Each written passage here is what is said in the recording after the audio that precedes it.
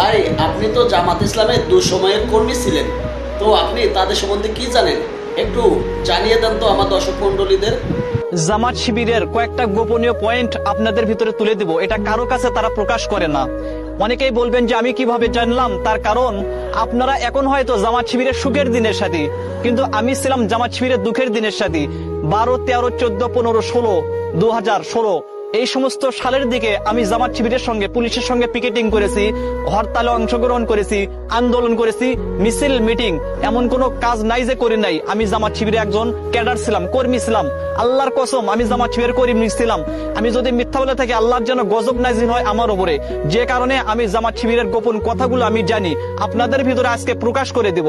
Point number 1, Jamaat Shibir ক্ষমতার লোভে যে কোনো কাজ করতে পারে, যে কোনো গুনাহের কাজ, শিরকি, বেদাতি, কবিরা, সগীরা, জিনা, ব্যভিচার, যে কোনো কাজ তারা করতে পারে ক্ষমতার লোভে।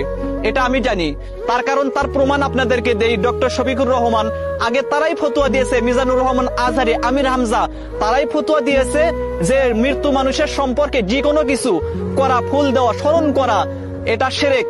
আর এখন তারা দেওয়ার কারণে সেই শিরকটাকে উল্টা দিকে নেগাইতেছে যে একটু বাঁচানো যায় কিনা। আপনারা দেখতে পারলেন জিনা করে জামাত শিবির, এটা আমি জানি। প্রমাণ চাইলে আমি প্রমাণ দিতে পারবো। জিনা গুনাহ তারা করে, কবিরা গুনাহ তারা করে। আফসোস, জিনা কবিরা গুনাহ তারা করে।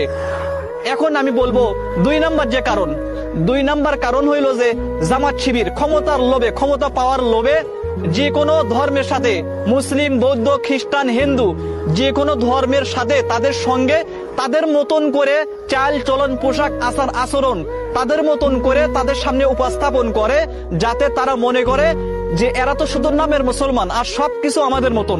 এটা তাদের ভিতরে আছে। কেন? ক্ষমতার লোভে। যে কোনো কাজ, যে কোনো চাল চলন, যে কোনো খাবার, যে কোনো পোশাক, যে কোনো ব্যবসা, সবকিছুই করতে পারে জামাত শিবির একমাত্র ক্ষমতার লোভে। গুনাহ দিয়ে শুরু। এখন আপনি দেখেন, পৃথিবীর ভিতরে কোন নবী, কোন সাহাবী, কোন দিনদার মানুষ গুনাহ দিয়ে কোনো কাজ, যতই পরিকল্পনা হোক, গুনাহ দিয়ে কোনো কাজ কি শুরু করে না। আর জামাত শিবির গুনাহ দিয়ে শুরু করে। এই জন্য জামাত শিবির থেকে আপনারা সবাই সাবধান থাকবেন, আপনাদের সন্তানদেরকে সাবধান করবেন। আমি জামাত শিবিরের বড় ক্যাডার ছিলাম, কর্মী ছিলাম, যে কারণে আমি সবকিছু জানি। আমার মতন হয়তো আপনারা জানেন না। আশা করছি বুঝে থাকলে বুঝবেন।